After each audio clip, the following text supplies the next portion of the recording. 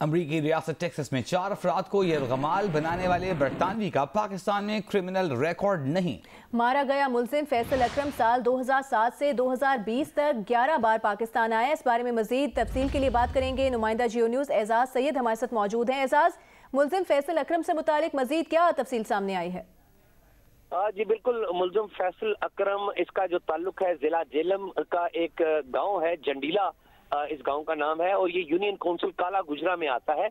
وہاں سے بتایا گیا ہے اس کے جو والد ہیں ملزم کے، ہمیں بتایا گیا ہے کہ وہ بھی آتے جاتے رہے ہیں۔ ملزم جو ہے وہ یہاں پر سال 2007 سے 2011 کا جو دورانیہ ہے اس میں تقریباً 11 دفعہ سال 2007 سے 2020 تک 11 دفعہ پاکستان میں آیا ہے۔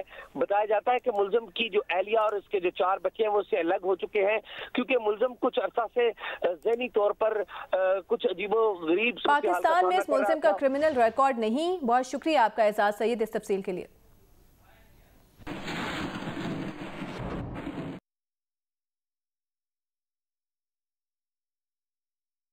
مریم نواز نے حکومت کو چند دنوں کا مہمان قرار دے دیا، کہا حکومت کو ہٹانے کا طریقہ کار بھی جلد سامنے آ جائے گا۔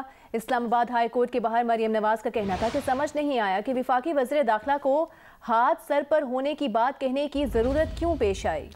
مریم نواز نے کہا کہ وزراء عمران خان کے منہ پر ان کی بے عزتی کر رہے ہیں، قومی اسمبلی اور کابینہ میں ارکان کھڑے ہو کر ان کی نااہلی کے خلاف باتیں کر رہے ہیں۔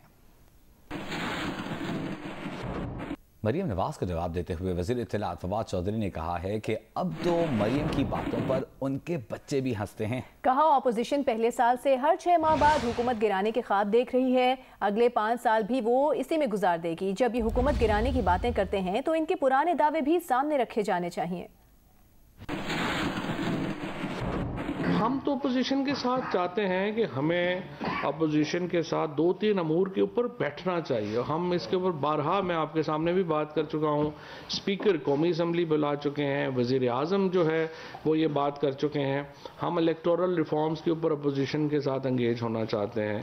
ہم چیئرمین نیب کی اپوائنٹمنٹ کے جو پروسیس ہے اس کے اوپر اپوزیشن کے ساتھ انگیج ہونا چاہتے ہیں، اور ہم جو اس طرح کے جو ہماری جوڈیشری کی جو ترامیم ہے یا جو اس میں اصلاحات ہیں اس پہ ہم چاہتے ہیں کہ ہم اکٹھے بڑھے۔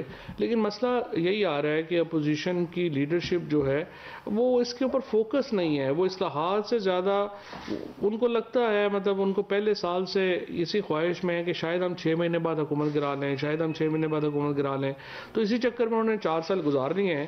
میرا خیال اگلے 5-6 سال بھی وہ ایسے گزارنا چاہتے ہیں۔ اس کے ساتھ مریم کے وہ بھی لگا دیا کریں نا، 31 دسمبر کو ہم جنوری میں چلے جائیں گے، 12 اکتوبر کو ہم فلانے دن چلا جائیں گے، وہ فلانے دن چلے جائیں گے۔ مریم نواز صاحب کی باتوں کے اوپر تو اب ان کے بچے بھی ہنستے ہیں۔ چیئرمین پیپلز پارٹی بلاول بھٹو کا کہنا ہے کہ اپوزیشن کی جماعتیں استعفے کے موقف سے پیچھے ہٹ کر پیپلز پارٹی کی عدم اعتماد کی حکمت عملی پر آ رہی ہیں۔ ایسا ہوا تو زیادہ امکان ہے کہ ہم مل کر کام کریں۔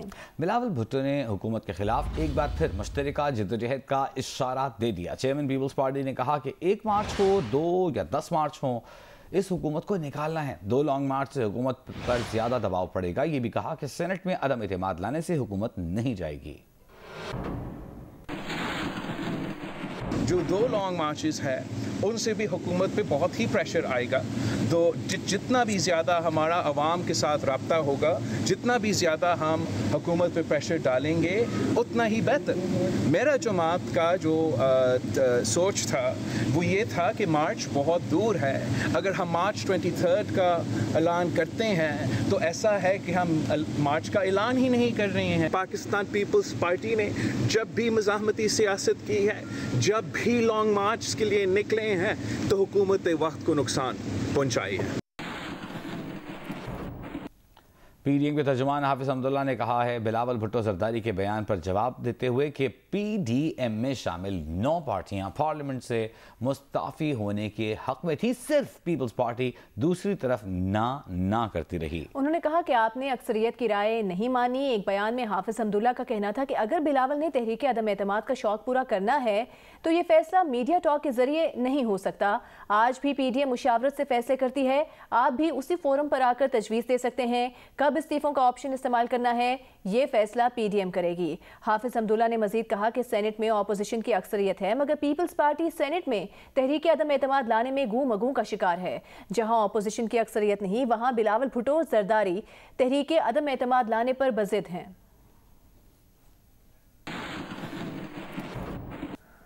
اور ایم کیو ایم پاکستان نے بلدیاتی حکومتوں کے نظام کے لیے آئینی ترامیم سینٹ میں پیش کرا دیں۔ ایم کیو ایم کے رہنما فیصل سبزواری کا کہنا ہے کہ ایوان مجوزہ ترامیم کو بحث کے بعد منظور کر کے آئین میں شامل کرنے کی راہ ہموار کرے گا۔ مجوزہ آئینی ترامیم آئین کے آرٹیکل 140 میں تجویز کی گئی ہے۔ انہوں نے کہا کہ ملک میں بلدیاتی حکومتوں کی حیت ان کی مدت ختم ہونے کے 90 دن میں نئے انتخابات کی ترامیم شامل ہیں۔ فیصل سبزواری نے کہا صوبائی مالیاتی کمیشن کی تشکیل سے متعلق ترامیم بھی اس میں شامل ہیں۔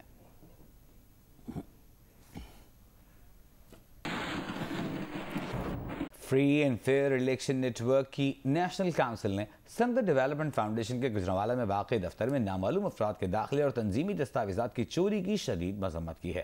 ایک پریس ریلیز میں اتوار کی شب نامعلوم افراد سنگت ڈیولپمنٹ فاؤنڈیشن کے دفتر میں تالے توڑ کر داخل ہوئے، اہم تنظیمی دستاویزات اور دفتری معلومات چوری کر کے فرار ہو گئے۔ فافن کے نیشنل کونسل نے اس واقعے پر تشویش کا اظہار کرتے ہوئے کہا ہے کہ یہ واقعہ سول سوسائٹی بالخصوص بنیادی حقوق، شہری اور سیاسی آزادیوں اور جمہوری گورننس کے تحفظ کے لیے کام کرنے والی تنظیموں پر زمین تنگ کرنے کی کوششوں کا حصہ ہے۔ فافن کی نیشنل کونسل نے وفاقی اور صوبائی حکومتوں پر زور دیا ہے کہ وہ اس واقعے کی تحقیقات کریں اور مجرموں کو قانون کے کٹہرے میں لائیں۔